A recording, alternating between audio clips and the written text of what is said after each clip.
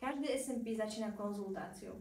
Je možné si zvoliť, či chcete konzultáciu absolvovať mesiac, týždeň, kľudne aj pol roka pred samotným zákrokom, alebo chcete absolvovať konzultáciu v podstate tesne pred zákrokom.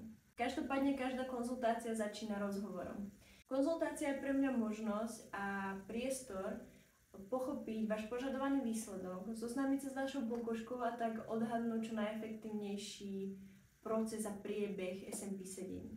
Pri konzultácii nediskutujeme len o tom, čo samotné SMP dokáže pre vás urobiť, ale diskutujeme samozrejme aj o nejakých organizačných detailoch, ako sú rozostupy medzi sedeniami, samotné termíny alebo starostlivosť o čerstvé SMP. Pre vás je najväčšou výhodou konzultácie to, že sa môžete v pomerne krátkom čase veľmi rýchlo spoznať s SMP technikou. Dostanete okamžitú spätnú väzbu na vaše otázky, teda dostanete všetky odpovede na vaše otázky a možno dostanete aj informácie, ktoré ste možno aj nevedeli, že potrebujete, alebo vás ani nenapadlo sa na ne spýtať.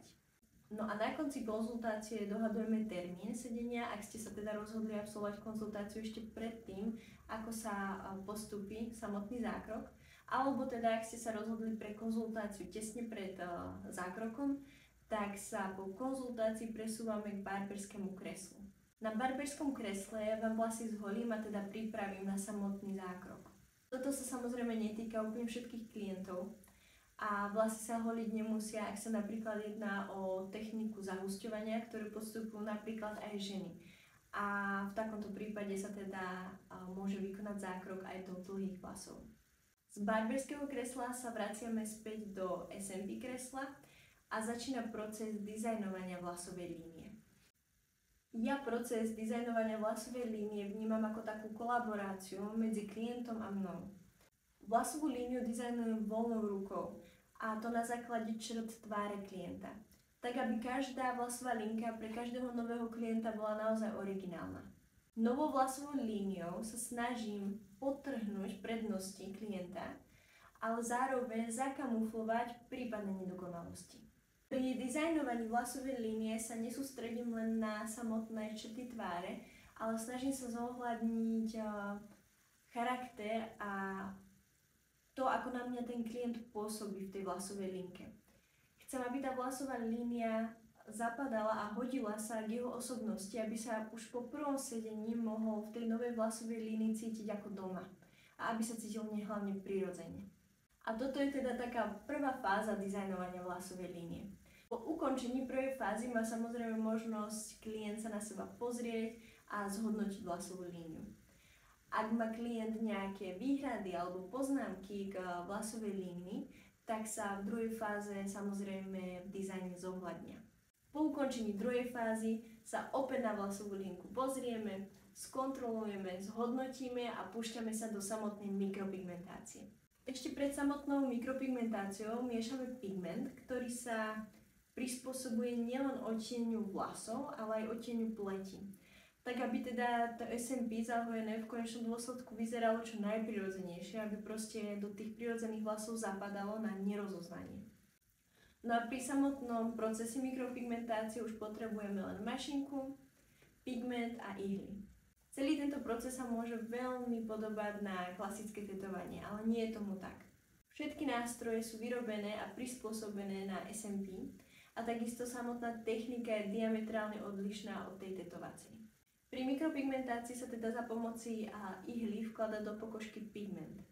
A tento pigment a ihla napodobňuje jednotlivé folikuly. Takáto manuálna a teda veľmi pracná metóda zaručuje najoriginálnejšie a hlavne najprirodzenejšie výsledky. Väčšina klientov u mňa absolvuje tak 3 až 4 sedenia, záleží od veľkosti oblasti. Po každom jednom sedení je nutné dodržať starostlivosť o čerstvé SMP. Táto starostlivosť je veľmi jednoduchá, trvá len 3 dní, ale naozaj nutné ju poctivo dodržať pre čo najkrajší a teda dlhotrvajúci výsledok. Ako som spomínala, tak tieto sedenia sú väčšinou 3 plnohodnotné pracovné sedenia plus 4. sedenie, ktoré je kontrola, na ktorej sa nemusí, ale môže niečo robiť a prípadne sa tam doľadzujú nejaké detailíky, preto aby bol výsledok 100%.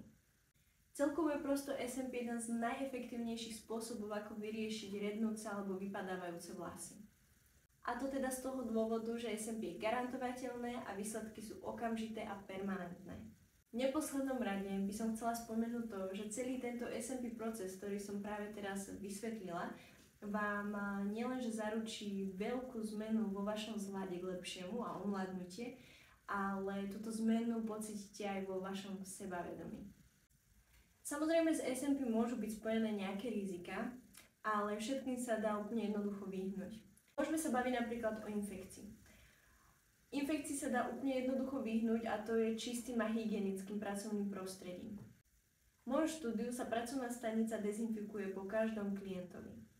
Nehovoriac o tom, že nástroje, ktoré používam pri SMP sú jednorázové a teda určené pre každého jedného klienta zvlášť. Pri SMP sa používajú 3 hlavné nástroje.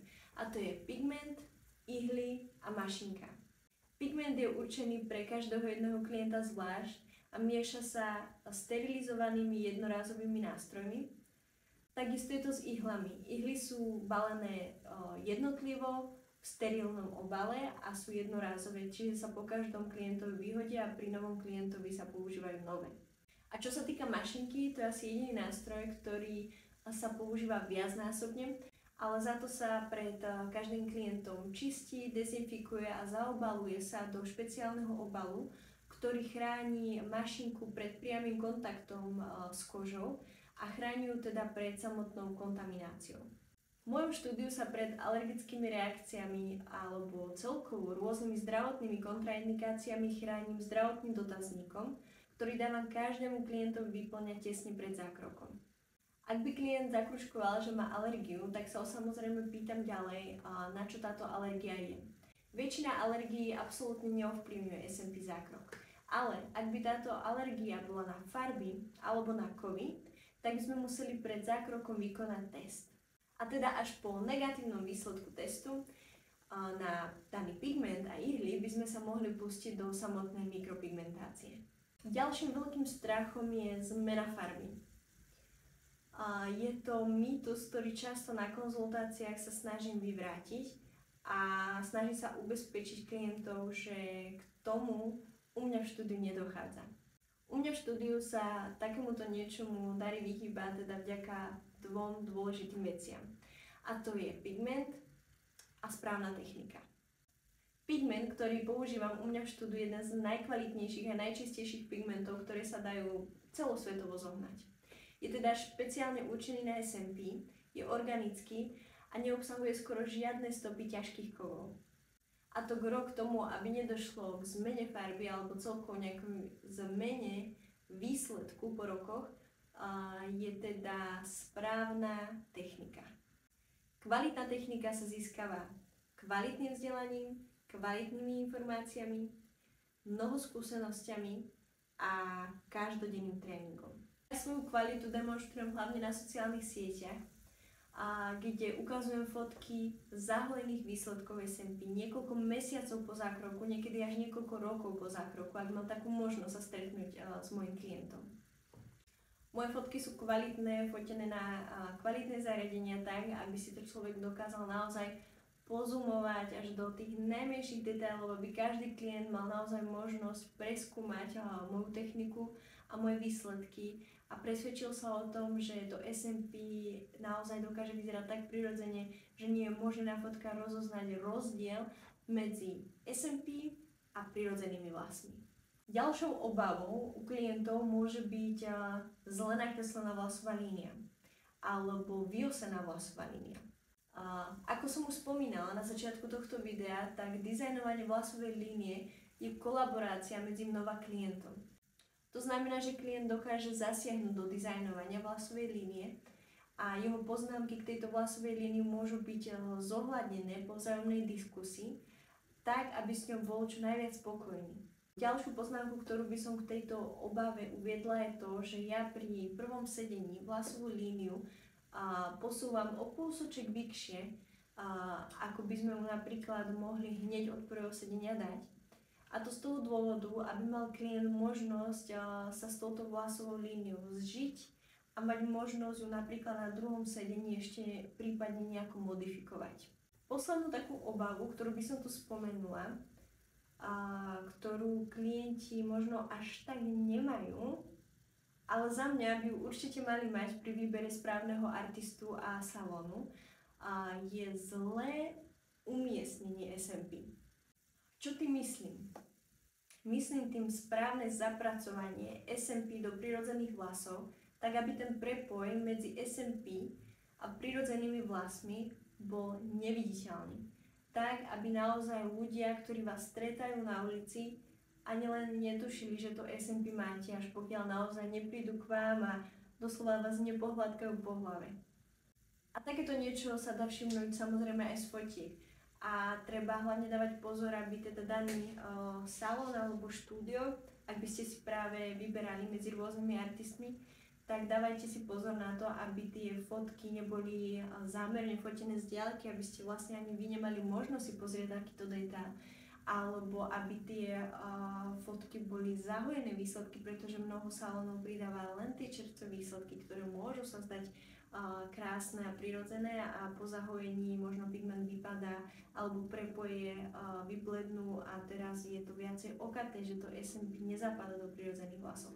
Takže treba pozerať zahojené výsledky, kvalitné fotky, ktoré si viete zozumovať do najväčších detailov alebo prípadne detailné fotky, ktoré sa ja snažím pridávať na svoje sociálne siete, aby ste mohli naozaj tú prácu skúmať z každého uhla, či zahojený výsledok, či čerstvý výsledok, či zozumovaná zahojená fotka, či fotka z diaľky, či fotka len čisto práce, či fotka aj s tvárou klienta. Snažím sa ja na svojich sociálnych sieťach práve tú prácu prezentovať z každého rôzneho uhla, aby ste mali možnosť sa naozaj presvedčiť o tom, že SMP je jedna z najprirodzenejších a najefektívnejších techník, ktoré tu máme. Napriek všetkým týmto obavám a možno nejakým prípadným rizikám SMP poskytuje naozaj prirodzené výsledky. A všetko to len záleží od výberu správneho štúdia, správneho artistu. Pretože ak si vyberiete správne, tak výsledky môžu vyzerať práve takto.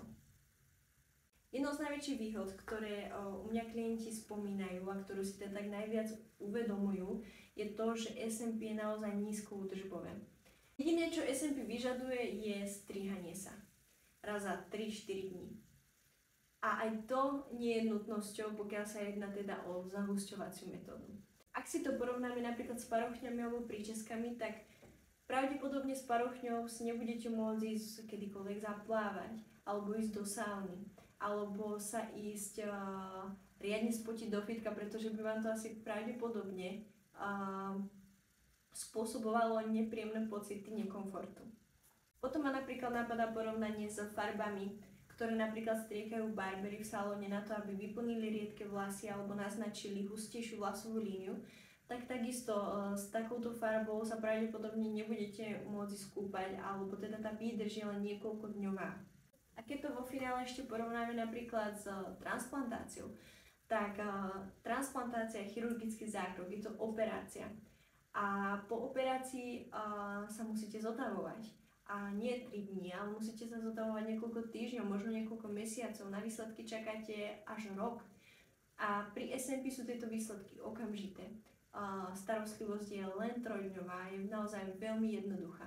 A z SMP môžete ísť po 3 dňoch plávať, môžete ísť do saun, z SMP môžete ísť do fitka bez toho, aby ste sa obávali, že sa vám niečo zotrie, pohne, že si tam zanesiete nebude nejakú infekciu.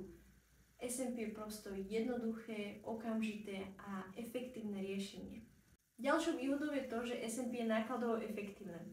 Možno keď sa pozriete na SMP cenník, tak vám to až tak nepríde, ale keď si porovnáte SMP s transplantáciou vlasov a uvedomíte si, že transplantácia vlasov nie je vôbec garantovateľná a že veľa mužov odtiaľ odchádza nespokojných, pretože veľa tých folíkul povypadávalo a museli absolvovať možno ešte ďalšie 2 alebo 3 transplantácie, ktoré možno tiež nedopadli až tak dobre, ako by očakávali.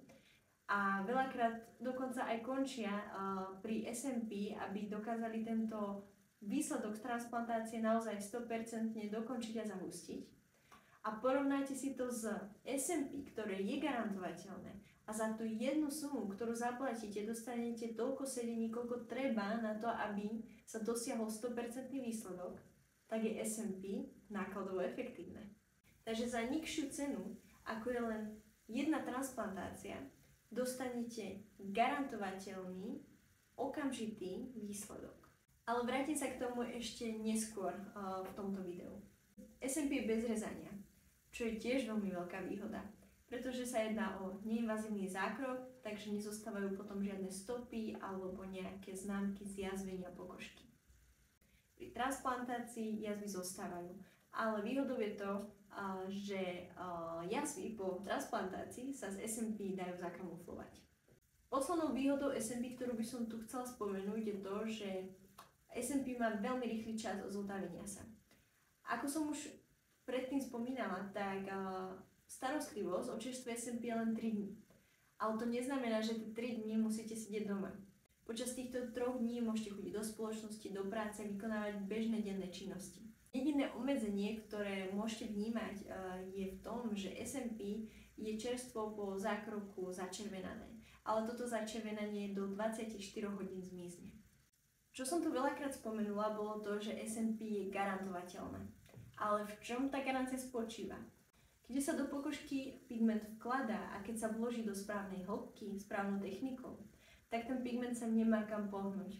Nemá kam vyblednúť ani vypadnúť.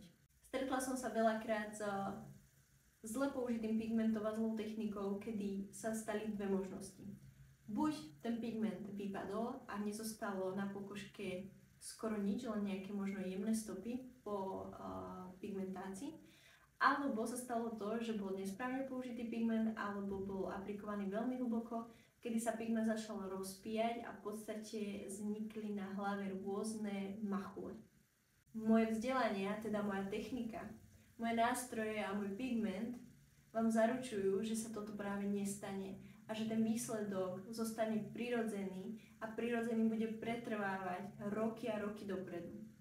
A tým, že som si tým taká istá, tak každý klient, ktorý u mňa nové SMP absolvuje, tak má u mňa kvázi ročnú záruku. To znamená, že klient má ešte rok po finalizácii SMP možnosť prísť ku mne zadarmo na kvázi opravu toho SMP výsledku. Čo sa chvála Bohu ešte ani raz nestalo. Pretože naozaj, keď je SMP odvedené kvalitne, kvalitnou technikou a za použitia kvalitného pigmentu, tak to SMP má permanentné výsledky, ktoré vyzerajú rovnako prirodzene aj roky po zákroku. Čo by som chcela tejto odpovedi dodať, aby som náhodou u niekoho nevytvorila nejaké falošné očakávania od SMP, tak je to, že SMP aj napriek tomu, že je permanentné, čo je pravda, pretože SMP nikdy celkom nezmizne, vždy ho tam budete mať, tak rokmi bledne. To ale, ako rýchlo vám zbledne SMP, je strašne variabilné. A preto niektorí klienti SMP obnovu potrebujú za 5 rokov a niektorí klienti SMP obnovu nepotrebujú vôbec za celý život. Všetko to strašne záleží od životného štýlu klienta, od veku klienta, od pigmentu, ktorý sme pri SMP zvolili. Uvediem príklad. Ak máme klienta, dajme tomu okolo 30-ky, ktorý má tmavé vlasy a zvolili sme teda naozaj tmavý city pigment, tak možno takýto klient nebude potrebovať obnovu ani za celý život, pretože možno okolo 40-ky mu začnú vlasy šedivieť a bude ich mať naozaj už také popolavé a medzi tým za tých 10 rokov ten pigment v pokožke zbledne zrovna tak, že sa mu pekne prispôsobí tým šedivým vlasom a bude mu akurát svedčať a stačiť na to, aby stále tie vlasy pôsobili husto a tým pádom nebude potrebovať žiadny refresh. Ale ak príde klient, ktorého vlasy sú ríšavé, čo je naozaj veľmi väčšinou bledý pigment, keď sa teda vlasy zholia, tak sa bude musieť zvoliť aj bledý pigment a takýto klient možno raz za pár rokov na obnovu príde, pretože to bude nutné k tomu, aby tie vlasy alebo respektíve ten pigment bol stále prispôsobený vlasom. Aký je rozdiel medzi transplantáciou vlasov a SMP? Už pár týchto rozdielov som naznačila, ale tu si to všetko pekne zhrnieme. Najzákladnejším rozdielom je to, že SMP je neinvazívna metóda a transplantácia vlasov je chirurgický zákrok, je to operácia. Na čo priamo nadväzuje to, že po transplantácii vznikajú jazvy, ktoré sú samozrejme viditeľné a doživotné. Pri transplantácii vám totižto vyberajú vlasové folikuly zo zadnej časti hlavy a presúvajú ich na lysé miesta. Ďalší významný rozdiel je v citlivosti. SMP je neinvazívny zákrok, zasahuje sa len do povrchu pokožky. To znamená, že tento zákrok je úplne znesiteľný a pre 90% klientov úplne bezbolestný a nevyžaduje to použitie žiadneho anestetika. Kdežto pri transplantácii sa klient dáva do lokálnej alebo aj celkovej anestézii pre vykonanie tohto zákroku, keďže sa jedná v podstate o operáciu. Ďalším významným rozdielom medzi transplantáciou a SMP sú ich výsledky, alebo respektíve prejavenie sa výsledkov. Pri SMP sú tie výsledky okamžité, hneď po zákroku ich môžete vidieť a v podstate si ich aj okamžite užíva tieto výsledky. Kdežto pri transplantácii je väčšinou výsledky vidieť až po roku, alebo teda najskôr po 6 až 9 mesiacoch. Ďalej by som určite chcela spomenúť starostlivosť, pretože SMP má naozaj veľmi jednoduchú iba 3-dňovú starostlivosť, ktorá vyžaduje v podstate len krémovanie a vyhýbanie sa vlhkosti, špinavým prostrediam a priamému slnečnému žiareniu. Kdežto pri transplantácii tá starostlivosť je o dosť intenzívnejšia, najintenzívnejšia aj v prvých 14 dňoch a neskôr pokračuje ešte niekoľko týždňov až mesiacov, ale teda v jednoduchšej forme. Pri transplantácii je tá pokožka nielen začervenaná, ale svrbia je aj opuchnutá. Pri transplantácii sa tesne po zákroku určite do spoločnosti chodiť nedá a treba si naozaj zobrať voľno v práci a zobrať si celkovo taký ten čas pre seba na zotavenie sa. Pri SMP sa môžete do bežného života vrátiť v podstate okamžite. Cena. Cena za transplantáciu sa môže pohybovať od 3 000 do 7 000 až do 10 000 eur. Záleží v akej krajine si teda transplantáciu dáte urobiť a v akej klinike. A samozrejme táto cena sa odvíja aj od veľkosti oblasti a od počtu korienkov, ktoré vám budú do pokožky aplikovať. Cena za SMP sa môže pohybovať od 400 do 2000-2500 eur, záleží samozrejme tiež od veľkosti oblasti a od výberu štúdia, pretože samozrejme za kvalitu sa platí. Ale táto cena zahŕňa 3-4 sedenia, proste toľko sedení, koľko bude treba na dosiahnutie 100% výsledku. Čo sa o transplantácii bohužiaľ povedať nedá, pretože oni vám 100% výsledok nevedia garantovať. A v neposlednej rade by som chcela spomenúť ten najzásadnejší rozdiel, ktorý je medzi SMP a transplantáciou, a to je to, že z SMP vám dlhé vlasy nenarastú, pretože sa do pokožky vkladá pigment, čiže sa jedná o 2D techniku. Pri transplantácii dlhé vlasy rastú. No a pre tých, čo už absolvovali transplantáciu vlasov a sú možno teraz trocha nešťastní z toho, že predtým o SMP nevedeli, alebo teda SMP v tej dobe ešte ani neexistovalo u nás v krajine, tak mám dobrú správu, pretože aj u mňa v štúdiu a všade po svete veľakrát SMP doplňa práve transplantáciu vlasov. Pretože ako som už spomínala, tak bohužiaľ transplantácie vlasov väčšinou nedopadajú úplne 100%, ako by si to klient prial. A tak je nutné transplantát s SMP technikou zahustiť, aby sa teda dosiahlo toho plného hustého efektu. A ak vám teda transplantácia dopadla podľa vašich predstav, tak vám SMP vie minimálne zakamuflovať vaše jazvy po transplantácii. Ešte ma napadlo, že SMP je pravdepodobne najúčinnejšie riešenie pri alopécii. Pretože pri transplantácii potrebujete určitý počet vlastných vlasových folikúl na to, aby vám vedeli vyplniť vaše lysé miesta. Ale ak týchto folikúl nie je dostatok, tak ste pravdepodobne nevhodným adeptom na transplantáciu a vtedy je vhodnejšie určite absolvovať SMP. Takže ak by som mala na konci zhrnúť aspoň zo pár teda výhod SMP, tak by som určite povedala, že je teda neinvazívna, teda bezbolestná táto metóda, že je garantovateľná, cenovo dostupnejšia a výsledky z nej si môžete užívať v podstate okamžite. Ale samozrejme, ak sa rozhodujete medzi transplantáciou vlasov a SMP, tak je veľmi, veľmi dôležité absolvovať konzultácie či na transplantáciu alebo na to SMP, aby ste si vedeli porovnať tie možnosti, ktoré vám jednotlivé techniky vedia ponúknuť na základe teda vašich individuálnych potrieb.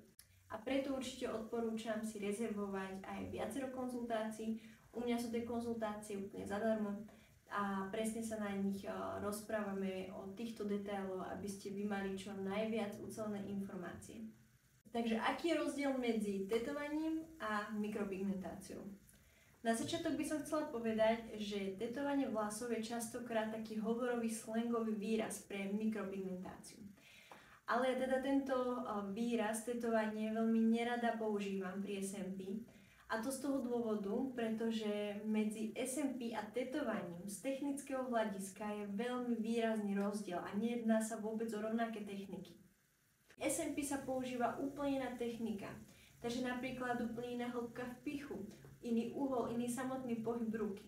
Ďalším rozdielom je pigment. Pri SMP sa používajú organické pigmenty, ktoré sú takmer úplne oslobodené od ťažkých kovov. A posledným rozdielom sú samozrejme nástroje, ktoré sú určené priamo na SMP, ako sú napríklad ihly. Ak by som to mala zhrnúť čo najjednoduchšie a najvystižnejšie na nejakom príklade, tak by som povedala, že ak by ste si naozaj vybrali, že tetovanie vlasov v tom pravom slova zmysle, klasické tetovanie, tak po pár mesiacoch by vám takéto tetovanie vlasov zmodralo, sfialovelo a začalo sa pomaly rokmi rozpíjať. A to samozrejme nikto na svojej hlave nechce. To znamená, že je naozaj veľký rozdiel medzi tetovaním a mikropigmentáciou a mikropigmentácia je naozaj určená na to, aby ponúkala prirodzené výsledky, ktoré sú na roky dopredu. Ako rozpoznať šarlatána? Alebo teda umelca, ktorý sa prezentuje ako skvelý, kvalitný, ale teda jeho práce nehovoria to isté. Na túto otázku je veľmi dôležité odpovedať, pretože aj napriek tomu, že by ste sa nerozhodli pre mňa a pre môj salón, tak by ste si minimálne vedeli vybrať a zhodnotiť, že či ten salón, do ktorého práve smerujete, je ten správny a nemusíte sa tam teda báť nejakých veľkých chýb a neprirodzených výsledkov. Prvá vec, po ktorej by som sa obzerala, by bolo asi vzdelanie. Či absolvoval daný artista kvalitné vzdelanie a kde teda nadobúdal svoje skúsenosti. Ja sa toto samozrejme snažím prezentovať nielen na svojich profiloch sociálnych sietí, ale aj na svojom webe. A snažím sa teda ukázať ľuďom, že som absolvovala vzdelanie od tých najlepších, ktorých tu máme. A že som sa teda vzdelávala v Neapole a že som sa tam nielenže vzdelávala, absolvovala teda kurz, ale chodívala som tam dokonca aj pracovať a získavať tam naozaj skúsenosti z každodenného ich bežného pracovného života a získavala skúsenosti rôzneho typu na rôznych typoch klientov. Ďalšou vecou, ktorú by som určite veľmi skúmala, by boli fotky výsledkov práce daného artistu. Zamerala by som sa na to, ako veľmi rozsiahlý je ten profil. V zmysle takom, že napríklad ja sa na sociálnych sieťach snažím prezentovať tú prácu naozaj vo všetkých uhloch. Takže by som sa znova pozerala po tom, že či ten daný artist prezentuje tú prácu v rôznych úhloch. Či sú tie fotky odfotené aj z detailu, aj z diaľky, ako kvalitné sú tie fotky. Pretože je strašne dôležité, aby keď ste si zozumovali na fotky, tak ste naozaj videli ten detail a hlavne napríklad tých prepojoch medzi vlasmi a SMP, že či je viditeľný, alebo je naozaj vytratený, krásne dostratená. Pretože ak tá fotka je nekvalitná a vy na ňu zozumujete, tak jediné, čo sa stane, je, že sa vám rozmaže a nie ste schopní prečítať práve takéto detaily, ktoré sú naozaj veľmi dôležité. Ja na mojich profiloch napríklad robím aj to, že zdieľam naozaj také surové raw zábery a hlavne teda videá, lebo tie veľmi ťažko niekto sfotoshopuje alebo upraví. Tak aby naozaj klienti vedeli a videli, do čoho idú a že to, čo vidia na tých sociálnych sieťach, je to, čo aj dostanú. Ďalej by som sa určite poobzerala po profile toho daného artistu, či prezentuje prácu za hojných výsledkov. Pretože veľakrát veľa artistov prezentuje prácu len čerstvo po zákroku. A takáto práca sa môže veľmi diametrálne líšiť od tej zahojenej. Preto aj ja sa snažím na svoj profil sociálnych sietí viešať tú prácu odfotenú z rôznych uhlov, či z detailu, či čerstvú prácu, či zahojenú prácu z detailu, či zahojenú prácu z diaľky. A vždy sa snažím robiť tie fotky kvalitné, z kvalitných zariadení, aby ten človek mal možnosť si to naozaj približiť, zozumovať a pozrieť si naozaj tie detaily, tie jednotlivé folikuly. Keď ste na profile naozaj kvalitného artistu a zozumujete si to a neviete spoznať rozdiel, kde začína SMP, kde končia reálne vlasy, tak ste na správnom mieste a k takému artistovi sa naozaj nemusíte bať ísť. Ale pozor, musí to byť zahojený výsledok. No a keď máte skontrolované tieto dva faktory, ako teda vzdelanie, skúsenosti a hlavne teda výsledky, zahojené výsledky, ešte raz pripomínam, tak už je to viac menej len o vkuse. Každý artist má nejaký iný štýl a sústredí sa na niečo iné. Ja ako artist sa sústredím a špecializujem na prirodzené vlasové linky, na vytratené vlasové linky, na krásne vytratenia medzi prirodzenými vlasmi a SMP. To je moja doména a to je to, čo u mňa môžete čakať a čo môžete u mňa hľadať. Ale ak ste niekto, kto vyžaduje výrazné SMP a hranaté vlasové línie, tak by ste pravdepodobne u mňa moc nepochodili. Pretože za mňa 99% našich európskych mužov, a teda Slovanov, potrebuje práve prirodzené vytratené vlasové linky na to, aby to vyzeralo dôveryhodne a prirodzene. Keď budete vedieť rozoznať toho dobrého, kvalitného artistu od toho nekvalitného, tak sa budete vedieť vyhnúť rôznym rizikám, ktoré by mohli končiť laserom. Stretla som sa s rôznymi prípadmi. Niektorí klienti si napríklad zvolili lacnejšiu alternatívu a potom po pol roku prišli ku mne na opravu svojho SMP. Častokrát ma to veľmi mrzí, pretože niektoré nechcem to ani nazývať SMP, lebo naozaj niektoré sú to, že tetovania vlasov dopadli veľmi zle a bohužiaľ sa s nimi ani nedalo nič už urobiť. Ale sú samozrejme aj lepšie prípady, kedy to SMP naozaj až vypadlo alebo vybledlo tak, že ostali len veľmi jemné stopy, ktoré sa dajú krásne prekryť. Dúfam, že vám táto odpoveď aspoň trošičku pomohla k tomu, aby ste sa vedeli lepšie možno zorientovať medzi salónmi a medzi jednotlivými artistmi. A už vám budem prijať len veľa šťastia vo výbere. Takže aký pigment používam? Tým, že sa snažím robiť svoju prácu čo na najvyššej úrovni a čo najkvalitnejšie, tak aj ten pigment, čo používam, bol starostlivo vybraný na to, aby spĺňal tieto očakávania. Dlho som hľadala tento pigment, pretože to, čo som skúšala predtým, môžem naozaj povedať bez akéhokoľvek nadnášania, že to bolo príšerné. Keď si predstavíte nejaké modré, fialové odtiene, tak to je presne to, o čom hovorím. Takže tento pigment, ktorý používam ja, je organický. Je priamo určený samozrejme na mikropigmentáciu. Volá sa Pigmenta a doniesla som si ho práve z Neapolu, z Talianska, kde som sa bola školiť. Tam som mala práve možnosť vidieť aj dlhoročne zahojené výsledky, ktoré mali 5-7 rokov a ten zahojený výsledok vyzeral stále rovnako dobre, ako keď bol zahojený pár mesiacov po zákroku. Veľkou výhodou tohto pigmentu je práve to, že je organický. To znamená, že je takmer čistý, obsahuje naozaj len malinké stopy ťažkých kovov, ktoré sú zanedbateľné. A tým pádom sa viem s týmto pigmentom vyhnúť akýmkoľvek alergickým reakciám. A v neposlednom rade by som určite spomenula tú variabilnosť toho pigmentu sa prispôsobiť rôznym odtieňom vlasov, ktoré klienti majú. Je veľmi dôležité, aby bol pigment takýto variabilný k rôznym odtieňom pre dosiahnutie naozaj personalizovaného výsledku, ktorý bude vyzerať prirodzene a ten prepoj medzi prirodzenými vlasmi a SMP bude naozaj neviditeľný. To nezáleží len od techniky, ale naozaj aj od toho pigmentu. Cena za S&P závisí od veľkosti oblasti, ktorá sa pokrýva, ktorú je teda nutné pokryť na to, aby sa dosiahlo 100% požadovaného výsledku. Takáto cena sa môže odvíjať od 300-400 eur po 2000-2500 eur kľudne. Je pre mňa strašne dôležité ale spomenúť, aby váš jediný rozhodovací faktor pri zvažovaní S&P nebola cena.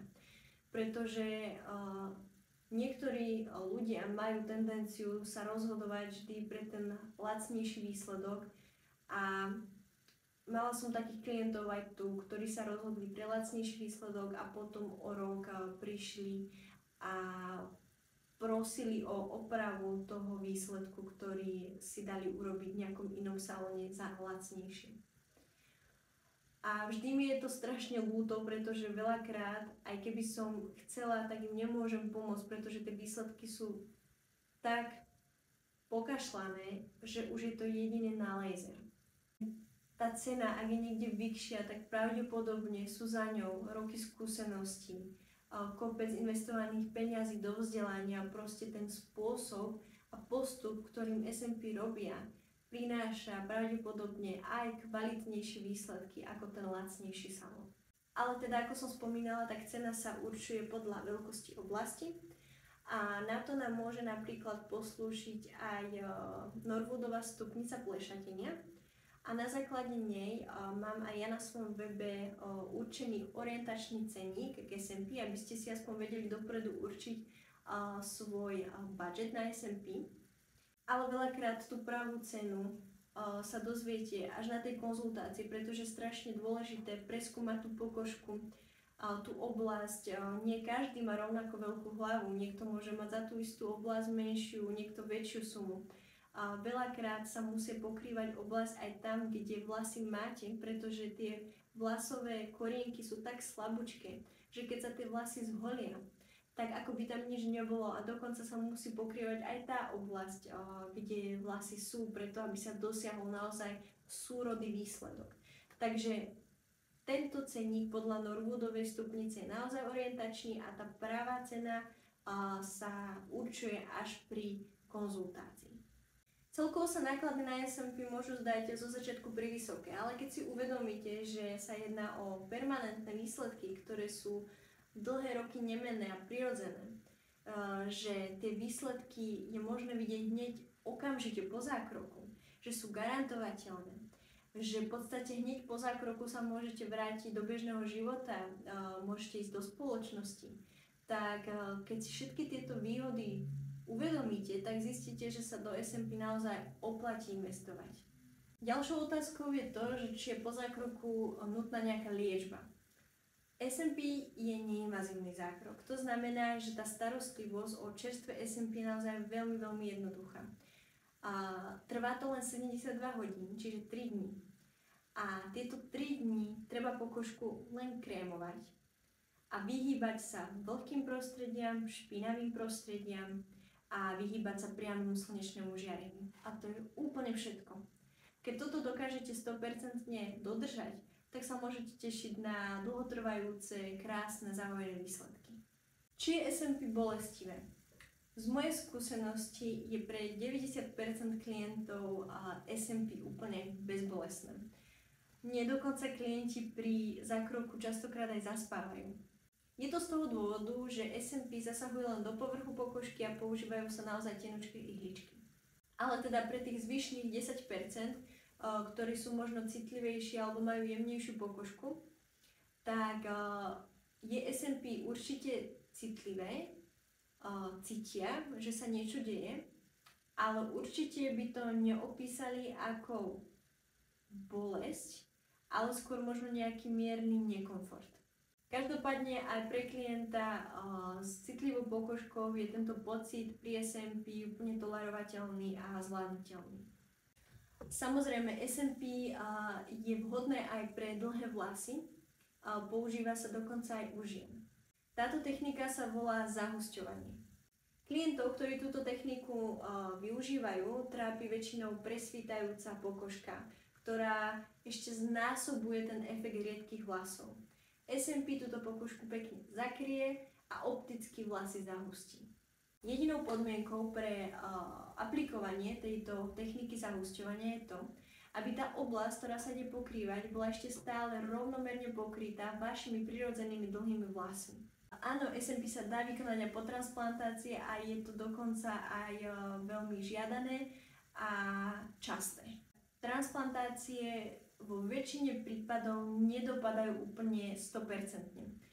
Keď dopadnú aspoň tak, že klient je aspoň na 80% spokojný a trápi ho vlastne len veľké rozostupy medzi tými folikulami, že im stále veľmi presvíta pokožka, tak v takomto prípade sa robí presne technika zahusťovania, kedy sa tieto priestory vyplnia a vlasy okamžite pôsobia hustejšie. A potom sa samozrejme SMP používa aj na kamufláž jaziek po transplantácii. A samozrejme je to aj naopak. Môže sa spraviť SMP a potom sa spraví transplantácia. Sice som to ešte nezažila, ale niekedy sa klienti na to pýtajú, tak len chcem odpovedať, že áno, je to možné. Pretože SMP zasahuje naozaj len do povrchu pokožky a neovplyvňuje to tak pokožku natoľko, aby nebola potom schopná postúpiť transplantáciu. Kdežto, keď sa robí transplantácia, tak je vhodné určite počkať pol roka aj rok na to, aby sa mohlo urobiť SMP. Pretože tá pokožka je naozaj výrazne poškodená a je dôležité ju nechať zregenerovať predtým, ako začnete podstupovať nejaký iný zákrok. Tu by som opäť chcela pripomenúť, že je veľmi dôležité, ak sa teda rozhodujete postúpiť transplantáciu vlasov, nájsť naozaj solventnú kliniku, ktorá je vám schopná dopredu povedať, či ste vôbec vhodný adept na transplantáciu. Pretože ja sa v tom mojom štúdiu stretávam s takými prípadmi transplantácie, kedy tá transplantácia sa ujala tak na 20-30% a je bohužiaľ o dosť nákladnejšia ako SMP a tí klienti už si nemôžu dovoliť, dajme tomu, absolvovať ďalšie sedenia na to, aby to, dajme tomu, pôsobilo hustejšie a idú radšej po tej istote, idú za SMP, alebo sa stretávam s takými klientmi, ktorí absolvovali 3-4 transplantácie a bohužiaľ to ani raz nedopadlo tak, aby on s tým bol 100% spokojný a potom tu robíme opäť zahusťovanie z SMP. Takže je naozaj veľmi, veľmi dôležité si vybrať správnu kliniku, ktorá je naozaj natoľko solventná, aby vám vedela povedať, ak nie ste vhodní pre transplantáciu. SMP sa väčšinou vykonáva na 3 až 4 sedenia. 3 plnohodnotné pracovné sedenia a 4. sedenie je akoby kontrola, na ktorej sa môže, ale nemusí nič robiť. Väčšinou sa jedná teda o nejaké doladzovanie výsledku a nejedná sa vôbec o tak časovo náročné sedenie. Jedno SMP sedenie môže trvať 2 hodiny, ale môže trvať aj 5 hodín. Záleží od veľkosti oblasti, ktorú budeme pokrývať. Nemusíte sa však bať, pretože SMP je v podstate bezbolestná metóda a možno polovičku toho sedenia aj prespíte.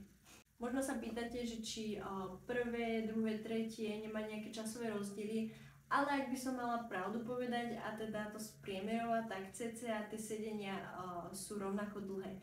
Môže sa stať, že niektoré bude o pol hodinu dlhšie, o pol hodinu kratšie, ale to je tak maximálne všetko a to si myslím, že už pri tom 4-hodinovom zákroku nehráš takú veľkú rolu. Dúfam, že som teda zodpovedala na všetky otázky čo najplnohodnotnejšie, ale verím, že aj tak som nepovedala všetko, pretože to video malo asi niekoľko hodín. Takže ak som nezodpovedala práve na tvoju otázku alebo máš ešte v niečom nejasno, tak ma určite neváhaj kontaktovať, zabukovať si so mnou konzultáciu, je úplne zadarmo a budem sa na teba tešiť.